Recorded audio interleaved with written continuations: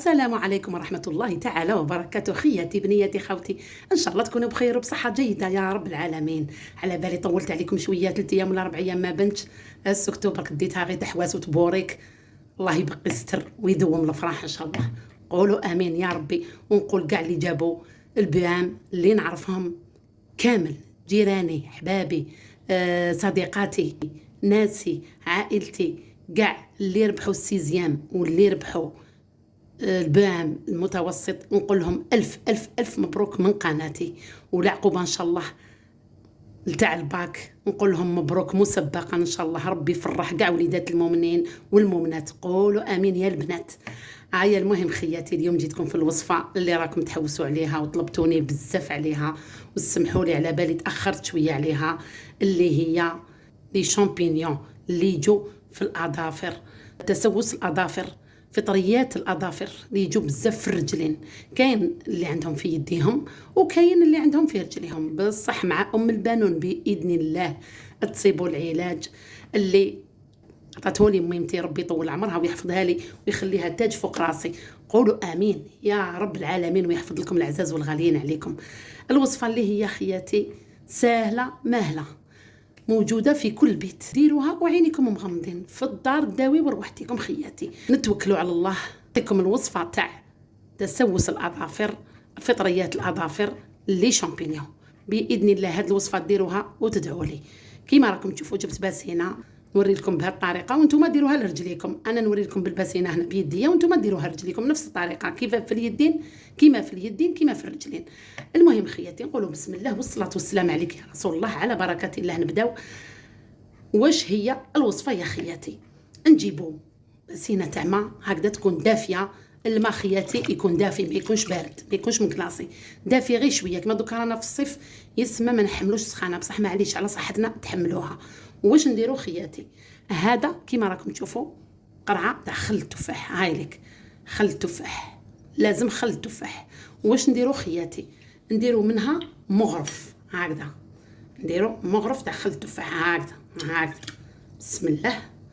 خل التفاح خياتي معروف انه مفيد جدا في علاج العدوى الفطريه، نظرا لخصائصه المضاده للفطريات ويبطئ نمو الفطريات.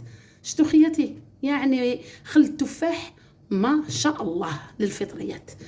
نزيدو خياتي، واش نزيدو مغرف تاع ملح كبيره كيما راكم تشوفوا هكذا، ملح عادي تاع الاكل هذاك اللي يجي خشين شويه كيما راكم تشوفوا. مغرف كبيره ولا زوج معليش ديروا، المهم قد ما قدرتوا ديروا هكذا خياتي كيما راكم تشوفوا. واش نزيدو خياتي؟ وصفه سهله ماهله، يعني اي واحد يديرها. ومعروف الملح خياتي يعمل على تنعيم الجلد المحيط بالأظافر ويقويها ويحد من نمو الفطريات. المهم خياتي واش نزيد لكم؟ المكون الثالث اللي نديروه في الماء هو كربونات الصوديوم. نديرو مغرف تاع ماكله كيما راكم تشوفوا هكذا خياتي، ونخلطوا الكل مع بعضه. وبيكربونات خياتي نعرفوها فعاله ولها تاثير مضاد للفطريات وتمنع نمو الفطريات في الأظافر بنسبه 80%. سمعتوا خياتي؟ شوفوا شحال. واش نديرو؟ كي خلطت هاد المكونات نديرو هكذا خياتي، نخلطوا كيما راكم تشوفوا هكذا خياتي، نخلطوا مليح مليح هكذا حتى يذوب هذاك الملح. واش نديرو؟ يدينا ولا رجلينا نحطوهم خلوهم لداخل، وراكم تحركوا منين داكو تحركوا هكذا ما بين صبعتيكم. سيرتو الفطريات اللي هنا هذوك اللي تجيهم عندهم الحكه خياتي، مليحه ليهم هذا الماء بالخل والملح والبيكربونات، مليح بزاف ليهم. اللي عندهم الفطريات تاع الرجلين، اللي عندهم كيما نقولوا احنا اظافرهم هذوك يجوا خشان قاعيتك حتى يولوا خشان ويطوالوا ويصعب التنقيه تاعهم. نبداو اول مرحله هكذا نديروهم في الماء كيما تشوفوا مده ربع ساعه نص ساعه الا قدرتوا، قد ما تخلوهم مليح. علاش خياتي؟ راكم تنقوا، راه الجسم تاعكم يشرب، الجسم تاعكم هذوك المسامات وهذوك الاظافر يطراو، هذوك الفطريات هذوك اللي هنا تاع الاظافر يطراو خياتي، وتقدروا تنحوهم بالكوبونغل. سمعتوا خياتي؟ يعني احنا هذه المرحله الاولى هي اهم مرحله للتسوس تاع الاظافر. كي نديروهم في الماء خياتي كيما راكم تشوفوا كيما قالت ميمتي قولي لهم يغطسوهم مليح مليح في الماء هكذا ويخلوهم ربع ساعه نص ساعه حتى خلاص هذوك الاظافر يطراو، هذوك الاظافر تاع الرجلين يطراو. واش نديرو خياتي كي نحوهم؟ نقطروا يدينا مليح مليح ولا رجلينا، نحطوا نجيبوا خياتي شيفونه ولا سربيته نشفوا مليح، نشفوا ما بين الاظافر كيما راكم تشوفوا هكذا خياتي مليح مليح، لازم تنشفوا مليح مليح حتى تنشف يدكم هكذا خياتي. كي نشفوهم خياتي مليح مليح هكذا الاظافر راهم يطراو خلاص يولوا طراو، شبعوا ماء شبعوا خل شبعوا ملح وشبعوا بيكربونات اللي كانت يعني كاع هاد المواد تحمي الجسم تاعنا، تحمي الاظافر من كاع الفطريات اللي فيها. يعني هذيك الفطريات هذوك لي شامبينيون كيما نقولوا خلاص تحطمها باش ما تزيدش تنمو. واش نديروا خياتي؟ نجيبوا كوبونغل كيما راكم تشوفوا هكذا، يعني كوبونغل اي كوبونغل عندكم، كل واحد لازم يدير خياتي كوبونغل تاعو، ما ديروش تاع الجماعه. سمعوني يا خياتي كيما راني نهضر ونعاود، ما ديروش كوبونغل جماعي اخاطش الفطريات راهي تعدي. انت تنحي عندك لي شامبينيون راهم اللي معاك راهم يعديهم، بالكم ديري تاعك خبيه، هذا تاع ام البانون يبقى تاع ام البانون، هذا تاع مولابيتها يبقى تاع مولابيتها، هذا تاع اختك تبقى تاع اختك. المهم كل واحد يدير رزقه وحده. ديروا بوشات ديروا فيها ادواتكم الخاصه، في بوشات المقص تاعكم كيما نقولوا حنا المشاطي تاعكم كلشي، كل واحد يدير لا بوشات تاعو. سمعوني مليح، انا هكذا دايره لوليداتي، نتوما ما على باليش، انا ننصح فيكم للحيطه والحذر باش ما تمشيش العدوى. المهم خياتي جيبوا كوبونغل ونقوا هذوك الاظافر تاع رجليكم، نقوا كاين واحد الموس يجي سبيسيال ينقوا به هذوك الاظافر الخشان تاع الرجلين، نقوهم يعني خلاص هذيك القشره الخشينه كرطوها حتى يولي الجسم هكذا كل اللحم، بالكم بك تتجرحوا روحتكم. سمعتوا خياتي؟ نقوا مليح هذاك الضفر، نحوا كاع هذاك الخشين كامل خياتي. واش نديروا دوكا؟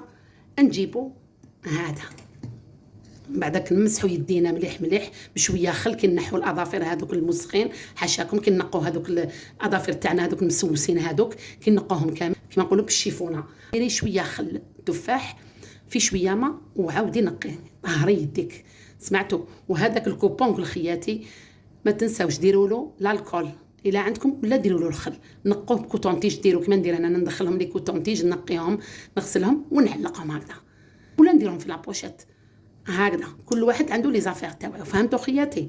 المهم خياتي واش نديروا دوكا؟ نجيبوا هنا عندنا زيت الزيتون خياتي. زيت الزيتون يساعد على تقويه وترطيب الاظافر وتقلل من الاصابه من تسوس الاظافر، لان زيت الزيتون غني بالمضادات الاكسده والفيتامينات اللي تعزز صحة الأظافر وتحميها من التلف. سمعتوا خياتي؟ الملح أنا هضرت لكم عليه من قبل. وهنا عندنا الثوم كيما راكم تشوفوا، هذه الحمراء هاي لك مازال ما يبستش مليح، هاي لك الثوم الحمراء لازم نجيبوا هذه الطويلة، الثوم الحمراء هي المليحة هذه هكذا نجيبوا هذيك الحبيبة نعبزوها هكذا خياتي، نقوها تمتم على السريع هكذا خياتي. هاي لك هاني نقيتها.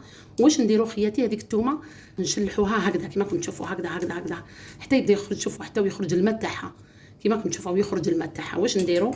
نجيبوا الملح ونخلطوه في هذاك الزيت الزيتون هكذا كيما راكم تشوفوا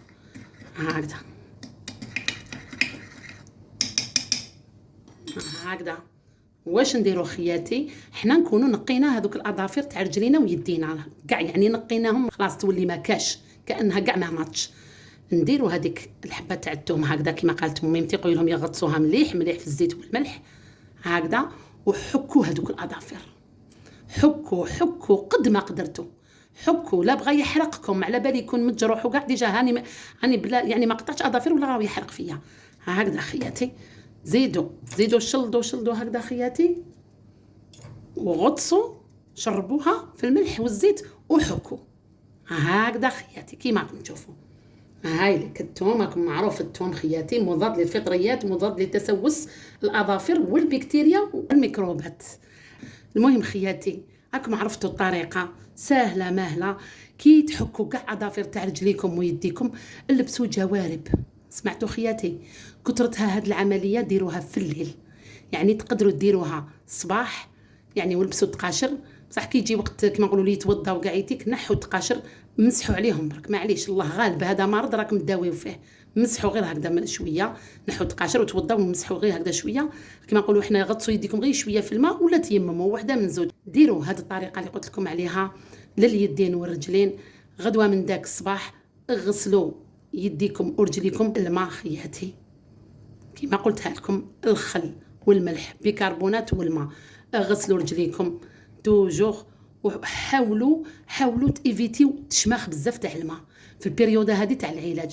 كرروا مره زوج كما نقولوا حنايا، ديروا نهار بنهار يومين بنهار، حتى باذن الله تبراو من هذيك الفطريات، يولوا فرتيكم يبداو يعني يرطابوا، يتنحالهم هذيك الخشونيه، تروح لكم حاشاك هذيك الفوحه اللي ما بين صبعتين، حتى اللحم، حتى هذيك الجريحه اللي تجيكم ما بين الرجلين داويها هذه الثوم والزيت والملح. حكوا يحرق شويه بصح الله غالب. هذا هو المهم العلاج. المهم بزاف ناس خياتي راهم يعانيوا من هاد الاظافر، والله تقول تاع افكار يا محاينكم مع انه هاد الاظافر اللي يجوا خشان ياكلوا يسببوا في حكه شديده، يعني كي يبداو ياكلوا في الرجلين يسببوا حكه. هي قد ما ينموا هذوك الاظافر يديروا هذيك الحكه ويديروا الرائحه الكريهه. ان شاء الله بهذه الوصفه تبراو، ودعوه الخير لميمتي وليا. ما تنسوش الجام، ما تنسوش البارطاج، باش هاد الوصفه يديروها ناس بزاف ويبراو ان شاء الله باذن الله ومشيئه الله. كل شيء بيد الله خياتي، ما احنا الا سبب. المهم خياتي نقول لكم الله يفرقنا بلادنا، وبنتلاقاو في فيديو اخر في وصفه اخرى. والسلام عليكم ورحمه الله تعالى وبركاته.